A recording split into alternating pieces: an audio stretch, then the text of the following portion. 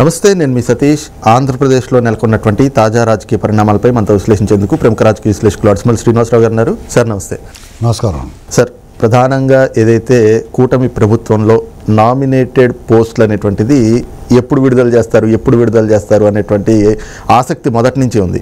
మొదటి లిస్ట్ వచ్చింది, చాలా కాలం మళ్ళీ గ్యాప్ తర్వాత మొన్న రెండో లిస్ట్ విడుదల చేశారు. అయితే ఇందులో ప్రాధాన్యత సంతరించుకున్న అంశం చాగంటి కోటేశ్వరరావు గారు. ఆయనకి ఏదైతే స్టూడెంట్స్కి సంబంధించి ఎథిక్స్ అండ్ వాల్యూస్ పైన ఆయనకి చైర్మన్గా కూడా ఇచ్చారు. అది క్యాబినెట్ ర్యాంక్లో ఆయనకి పదవి కూడా ఇవ్వడం జరిగింది. అయితే ఈ పదవి అనేటువంటిది గతంలో జగన్మోహన్ రెడ్డి ప్రభుత్వంలో కూడా చాగంటి కోటేశ్వరరావు గారికి పదవిని ఇవ్వాలని చూస్తే ఆయన సున్నితంగా తిరస్కరించారు అనేటువంటి ఒక ప్రచారం కూడా మనం అప్పట్లో విన్నాము. మరి ఇప్పుడు కూటమి ప్రభుత్వంలో ఆయన స్వీకరించడానికి, ఆ రోజున దాన్ని తిరస్కరించడానికి ఏమిటి కారణాలు అనుకోవచ్చు? ఇప్పుడు ఇక్కడ ఏముంటుందంటే అండి, బ్రహ్మశ్రీ చాగంటి కోటేశ్వరరావు గారు ఆయన జ్ఞాని అండి, వాక్శుద్ధి కలిగిన వాడు, పండితుడు. ఎక్కడా కూడా అహంకారము గర్వము లేకుండా ప్రభుత్వ ఉద్యోగం చేస్తున్నాడు ఆయన. వాళ్ళ భార్య గారు కూడా, సతీమణి కూడా ఉద్యోగం చేస్తున్నారు. ఎక్కడ విధులకు ఆటంకం కలగకుండా, తన డ్యూటీని మర్చిపోకుండా తన విధులు తను నిర్వర్తిస్తూ శని ఆదివారాల్లో మాత్రం తనకు సెలవు దినం రోజున కాకినాడలో సాయిబాబు కూడా అక్కడ ఆయన ప్రవచనాలు చెప్తారు. ఏ ప్రసార సాధనమైనా, యూట్యూబ్ అయినా, మెయిన్ స్ట్రీమ్ అయినా, ఎవరైనా సరే ఆయన దగ్గరికి వచ్చి దాన్ని ప్రసారం చేస్తారు. ఆ ప్రవచనాలని ఓ మంచి మాట, ప్రవచనం అంటే ఏం లేదు, మంచి మాట. రామాయణం, భారతం, భాగవతం, అందులో విశిష్టతని, వైశిష్ట్యాన్ని, అంతరార్థాన్ని, ప్రజలకు ఏం కావాలో అన్వయించి చక్కగా వివరించి అరటిపండు ఒలిచి నోట్లో పెట్టినట్టు చెప్తాడు.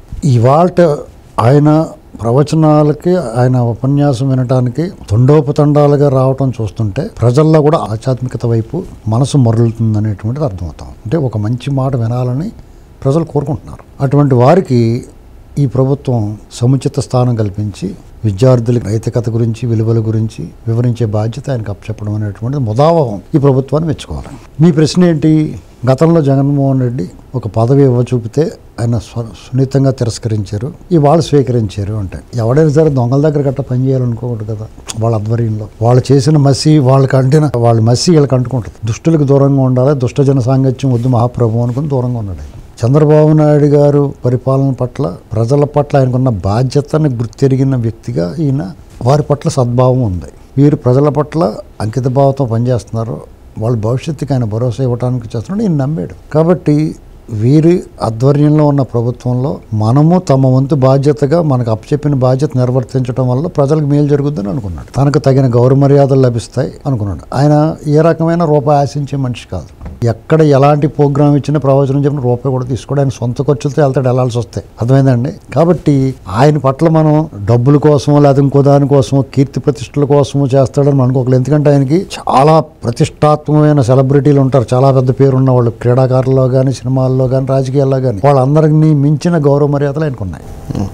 కాబట్టి వాటి కోసం చేయాల్సిన అవసరం ఆయనకు లేదు. డబ్బు కోసం చేయాల్సిన అవసరం అసలు లేదు. ఎందుకంటే ఆయన తృప్తి, ఆయనకు ప్రభుత్వ ఉద్యోగం ఉంది, తర్వాత పెన్షన్ వస్తుంది, దాంట్లో తన జీవితాన్ని మలుచుకోగల నైపుణ్యం, నేర్పరితనం ఆయనకు ఉన్నాయి. కాబట్టి ఆయన జీవితాన్ని ఆయన సాఫీగా, హ్యాపీగా, ఆయనకు వచ్చిన దాంట్లో చాలా సంతోషంగా, వాళ్ళ తల్లి గారి పట్ల కూడా అతను అభిప్రాయాన్ని, ప్రేమనే మనకు చెప్పాడు ఆయన. అది వెంటనే కళ్ళంబడి నిలుస్తాయి. ఖచ్చితంగా అటువంటి వ్యక్తులు ఈ సమాజానికి ఆదర్శవంతంగా ఉంటారు, సమాజానికి వాళ్ళ నోట్ల నుంచి మంచి మాటలు వస్తాయి, సమాజానికి మేలు జరుగుద్ది, ఒక సుహృద్భావ వాతావరణం, మంచి పాజిటివ్ వైబ్స్ ఉంటాయి అలాంటి వాళ్ళ వల్ల. ఈ ప్రభుత్వం కూడా అటువంటి వాళ్ళు ఎంచుకుంది. అర్థమైందండి? ఇప్పుడు జగన్మోహన్ రెడ్డి ఏం చేస్తాడు, అక్కడ తమిళనాడు నుంచి ఒకరిని తీసుకొచ్చాడు, ఎలక్షన్ కమిషనర్, అతను పేరు ఏదో ఉంది, ఇలాగనమాట వాళ్ళు చేసి పనులు. ఇంకోటి ఏంటంటే, ఈ ప్రభుత్వం ఇంకో పని చేస్తే ఇంకా బాగుంటుంది. గరికపాటి నరసింహారావు గారు, ఆయన ఆధ్యాత్మికతలో విప్లవం.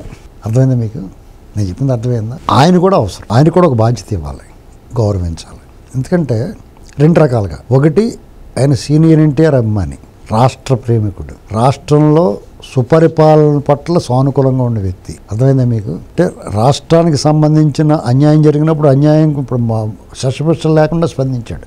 అంటే రాజకీయ, సామాజిక అవగాహన, సామాజిక స్పృహ ఉన్నవాడు. ఆయన కూడా ఒక బాధ్యత ఇవ్వాలి, ఏదో ఒక బాధ్యత ప్రభుత్వానికి సంబంధించి. అలాగే కమలానంద భారతి గారిని ఒక ఆయన ఉన్నారు. స్వరూపానంద సరస్వతులను దొంగస్వామి కాదు ఆయన, ఈయన నిజంగా సన్యాసి. స్వరూపానంద స్వామి సన్యాసి, ఈయన సన్యాసి కమలానంద భారతి. ఆయనకి ఆశ్రమం నిర్మించుకోవడానికి కొద్దిగా స్థలము, ప్రభుత్వం కొద్దిగా ఆర్థిక సహాయం అందిస్తే మంచి చెప్తూ ఉంటాడు ప్రజలకి. ఎందుకంటున్నానంటే, అమరావతి విషయం వచ్చినప్పుడు తొలిగా స్పందించిన వ్యక్తి అయినా, ఈ స్వాములకు సంబంధించి ప్రజల వైపు నుంచి ప్రజల కోణంలో ప్రజల కొరకు మాట్లాడాడు ఆయన. అలాంటి వాళ్ళని కాపాడుకోవాల్సిన బాధ్యత ప్రభుత్వాలకు ఉంది.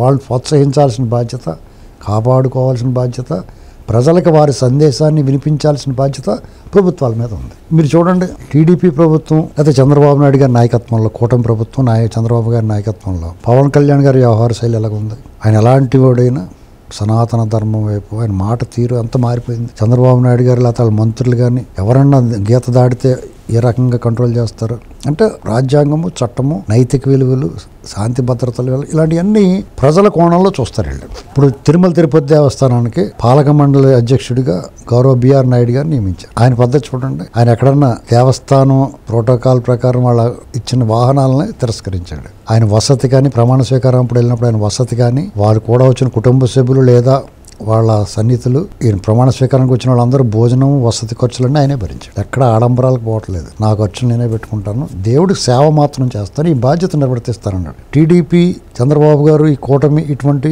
వీళ్ళ నియామకాలు ఎలా ఉంటాయి. జగన్మోహన్ రెడ్డి నియామకం ఒక్కొక్కళ్ళు ఏ రేంజ్లో తోసుకుని పలుగు పారా పట్టుకెళ్ళిపోతారు. రోడ్డు తవ్వేసుకుంటాం కూడా పట్టుకెళ్ళిపోతారు.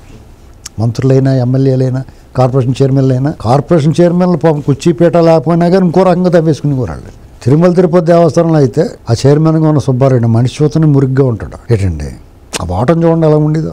బాడీ షేమింగ్ కాదు ఇది, పవిత్ర దండం పెట్టిలో ఉండాలి అక్కడ ఉన్నవాళ్ళు. ఆ ధర్మారెడ్డి టీషర్ట్లు వేసుకుని ఉండేవాడు. అలాగ అసలు గౌరవం లేని, భక్తి ప్రవృత్తులు లేని వాళ్ళని అక్కడ పెట్టారు. చెవిరెడ్డి భాస్కర్ రెడ్డి ఆ లడ్డూలు గట్ట తెచ్చేసుకునేవాడు బయట నుంచి పొలవమంట. అది మిఠాయి కొట్టులాగానే అంతే కదా.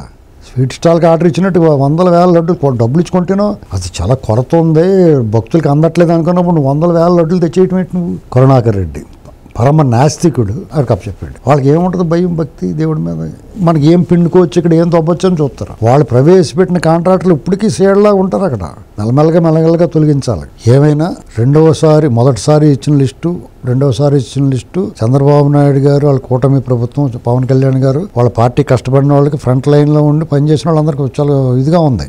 వచ్చిన పదవులు వచ్చిన వాళ్ళందరినీ చూస్తే రానాళ్ళకి ఇంకో లిస్టులో వస్తుంది, లేదంటే ఏదో రూపంలో కల్పిస్తారు. అది నిరాశపడాల్సిన అవసరం లేదు. అది చాగంటి కోటేశ్వరరావు గారికి జస్ట్ అంతకుముందు టీడీపీ చైర్మన్ నియామకం ఒక రకమైన వాతావరణం కల్పించింది. ఏంటండి వెంటనే ఈ సోషల్ మీడియా తోలుదీయటం కూడా చూసిన తర్వాత ప్రజలందరూ బాణవంతర బొమ్మను అనుకున్న ప్రభుత్వం ఇప్పుడు వచ్చింది అనుకుంటున్నారు.